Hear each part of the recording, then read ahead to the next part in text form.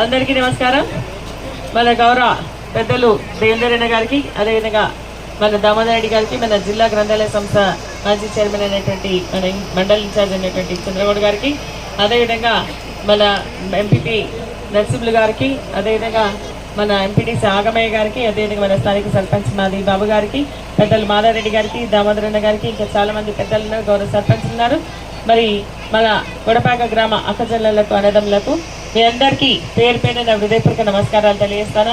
చాలా ఎండ్ అయిపోయింది, ఎక్కువ ఇబ్బంది పెట్టాను, కొన్ని విషయాలు మీకు చెప్తా. మరి ఈరోజు ఏంటంటే మన కేసీఆర్ గారి పాలనలో ఎంత బాగున్నామా లేదా? 10 సంవత్సరాలు మనకు చిన్న కష్టమైన వచ్చిందా? నీళ్ళకు కష్టం లేకుండే, కరెంటుకు కష్టం లేకుండే, మరి ఏదైనా మన పిల్లల పెళ్ళిళ్ళు అయితే కళ్యాణ లక్ష్మి షాదీ ముబారక్ వచ్చింది, కేసీఆర్ కిట్ వచ్చింది, న్యూట్రిషన్ కిట్ వచ్చింది, మరి అన్ని కుల సంఘాలకు సంబంధించిన బర్రెలు గొర్రెలు వచ్చినాయి, లేకుంటే మన గీతా కార్మికులకు నీరా సెంటర్లు పెట్టినాం, మన ముద్రాజులకు చేపలు ఇచ్చినాం, చేపలు పట్టుకుని అమ్ముకోవడానికి వలలు ఇచ్చినాం, తర్వాత బండ్లు ఇచ్చినాం. ఈ విధంగా చూసుకుంటే చాలా కార్యక్రమాలు దళిత బంధు చేస్తున్నాం. మరి రైతుకు సంబంధించి మనకి 24 గంటల కరెంట్ వచ్చింది, రైతు బంద్ వచ్చింది, రైతు బీమా వచ్చింది, పండించినటువంటి ప్రతి పంట గిట్టుబాటు ధర వచ్చింది, ఊళ్ళోనే కొనుగోలు పెట్టి ఆ కొనుగోలు ద్వారా మరి కొనుగోనటువంటి వారం రోజులు ఎప్పుడే మీ ఖాతాలో డబ్బులు వేసినాం. మరి ఇన్ని వేసినామా లేదా? అప్పుడు కరెంట్ వస్తుందా సరిగా? కాంగ్రెస్ పార్టీ 5 నెలల కాలంలో మనకు కరెంటు కష్టాలు మొదలైనవి. ఇంతకుముందు ఎట్లుండే, ఇప్పుడు ఎట్లుంది? అవునా? తాగునీటికి మీరు అన్నట్టుగా నా అక్క కానీ నా చెల్లె కానీ బిందె పట్టుకొని బయటికి రాకుండా నేను నీళ్ళు చేస్తా అన్నాడు. ఇంటింటికి నల్లా కనెక్షన్ ఇచ్చి నీళ్ళు ఇచ్చిందా లేదా? మరి ఈ 5 నెలల కాంగ్రెస్ పార్టీ పాలనలో మనకు ఎందుకు నీళ్ళ కష్టం వస్తుంది? ఇంటింటికి అన్ని తయారున్నాక దాన్ని కరెక్ట్గా సప్లై చేసేందుకు ఎందుకు ఇబ్బంది అవుతుంది అంటే వీళ్ళకి చిత్తశుద్ధి లేదు. రైతులకు 2 లక్షల రుణమాఫీ చేస్తానని చేసిండ్రా? మరి అదేవిధంగా రైతులకు 500 రూపాయలు పంట బోనస్ ఇస్తానని ఇచ్చిండ్రా? మరి మన ఆడవాళ్ళకి అందరికి 2500 ఇస్తామన్నారు, ఇచ్చిండ్రా? 500 రూపాయల గ్యాస్ సిలిండర్ ఇస్తామన్నారు, ఇచ్చిండ్రా? 2000 పెన్షన్ 4000 చేస్తామన్నారు, చేసిండ్రా? మరి అదేవిధంగా మనకి ఇండ్లు ఇస్తామన్నారు, ఇచ్చిండ్రా? మరి ఏం చేయలేదు. 200 యూనిట్ల కరెంటు మనకు మాఫీ చేస్తామన్నారు, వస్తుందా? కళ్యాణ లక్ష్మి షాదీ ముబారక్ పైన మరి కేసీఆర్ 1,116 రూపాయలు ఇస్తే ఈయనేమన్నాడు, ఇంకా దానిపైన 1 తులం బంగారం పెట్టి ఇస్తానట్టు, ఇచ్చిందా? ఏం చేయకుండా ఈరోజు మళ్ళీ ఓట్లు ఆడుతందుకు మనం ముందుకు వస్తే మనం ఓట్లు వేస్తామా వాళ్ళకి? మనం చెప్పినామా ఇవన్నీ చేయమని? వాళ్ళే వేస్తామన్నారు కదా, మనం టైం కూడా చెప్పలేదు కదా, వాళ్ళే టైం చెప్పింది కదా. మే 9వ తారీఖు అన్నారు, డిసెంబర్ 9వ తారీఖు అన్నారు. 100 రోజులు అంటే మళ్ళీ మార్చి 17 అయింది, ఇప్పుడేమో ఆగస్టు 15 అంటున్నారు.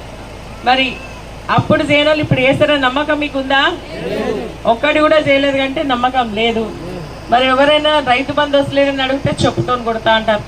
మరి మాకు రుణమాఫీ చేయలేదు ఎందుకు, మీరు చెయ్యండి అని అడిగితే మరి మన ఇంతకుముందు అంజుమాన్ బ్యాంకులలో ఉంటుండే, అప్పు తీసుకుంటే మనము తీర్చకపోతే ఏం చేస్తుండే, దర్వాజా రెక్కలు, టీవీ, కూర్చీలు అన్నీ ఎత్తుకుపోతుండే కదా.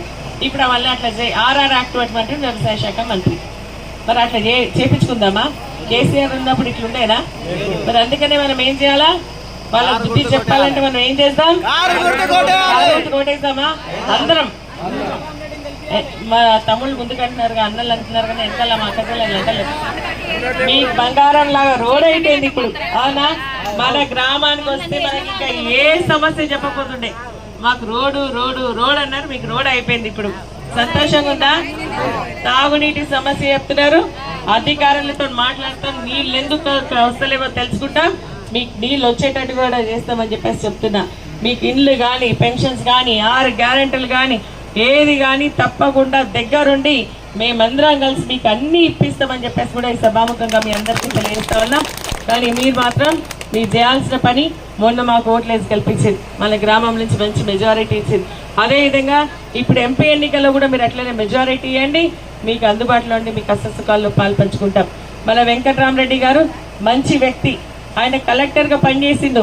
ఆయన ఇప్పుడు ఏమంటున్నాడు, నా తల్లిదండ్రులు నన్ను చదివిస్తే నేను చదువుకున్నా, నాకు స్తోమతుండి, కానీ గ్రామీణ ప్రాంతంలో పేద బలహీన వర్గ వాళ్ళ పిల్లలకి మరి తెలివి ఉన్నా చదువుకోలేకపోతున్నాడు ఆర్థికమైనటువంటి ఇబ్బందులతోని. కాబట్టి వాళ్ళందరికీ కూడా కోచింగ్ సెంటర్ నర్సాపూర్లో పెట్టి కోచింగ్ ఇప్పిస్తా అంటున్నాడు. మరి అదేవిధంగా మన పిల్లలకు నైపుణ్య శిక్షణలు ఇప్పించి వారికి ప్రైవేట్ పరంగా ఉద్యోగ అవకాశాలు కల్పి కలెక్టర్ కాబట్టి అందరితో పరిచయాలు ఉన్నాయి. ఆ పరిచయాలతోని జాబ్ వెళ్ళాలంటే జాబ్ ఇప్పిస్తామంటున్నారు. మరి అదేవిధంగా 10 లక్షల రూపాయల వరకు మనకి లైఫ్ ఇన్సూరెన్స్ చేపిస్తా అంటున్నారు. మన ఆడపిల్ల పెళ్లికి నర్సాపూర్లో ఒక ఫంక్షన్ హాల్ కట్టించేసి ఫ్రీగా మనకు ఫంక్షన్ హాల్ కూడా ఇస్తామంటున్నారు. ఇన్ని మంచి పనులు చేసేటువంటి వెంకటరామరెడ్డిని గెలిపించుకుందామా, లేదంటే కులం మతం అని చెప్పేసి పేర్లు పెట్టుకొని వస్తున్నటువంటి వాళ్ళని గెలిపించుకుందామా?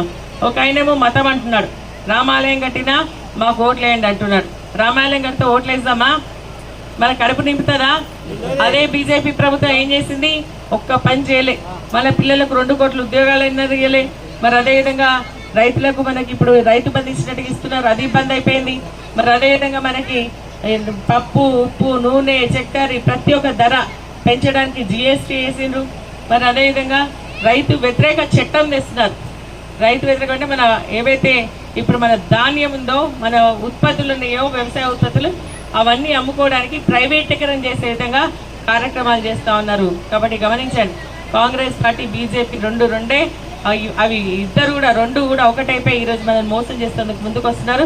కేసీఆర్ గారి పాలనలో అంతా మంచి జరిగింది. కాంగ్రెస్ పార్టీ కష్టాలను మనం గమనిస్తూ ఉన్నాం. కాబట్టి వాళ్ళకి బుద్ధి చెప్పాలంటే కారు గుర్తుకేసి మనం వెంకటరామరెడ్డి గారిని గెలిపాల్సిందిగా మీ అందరినీ కోరుతా ఉన్నాం. మన గ్రామంలో చాలా పనులు చేసుకున్నాం. మనం రోడ్లు వేసుకున్నాం, మోడల్ గ్రామ పంచాయతీ చేసుకున్నాం, సీసీ రోడ్లు చేసుకున్నాం.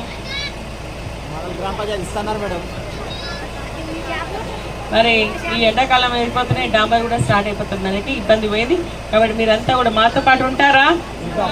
మాతో పాటు ఉన్న వాళ్ళందరూ చేతులెత్తి జై కొట్టాలి. జై తెలంగాణ, జై తెలంగాణ. కారు గుర్తుకే, కారు గుర్తుకే. కేసీఆర్ గారి నాయకత్వం, కేసీఆర్ గారి నాయకత్వం. ఇప్పుడు చెప్పినాయి, ఇక్కడ ఉన్న వాళ్ళు నేనలో కూడా చెప్పండి, మీ చుట్టాలకు చెప్పండి. కాంగ్రెస్ పార్టీకి బుద్ధి వచ్చేటట్టు చేస్తాం.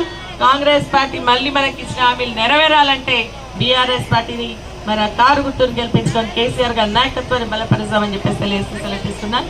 జై తెలంగాణ.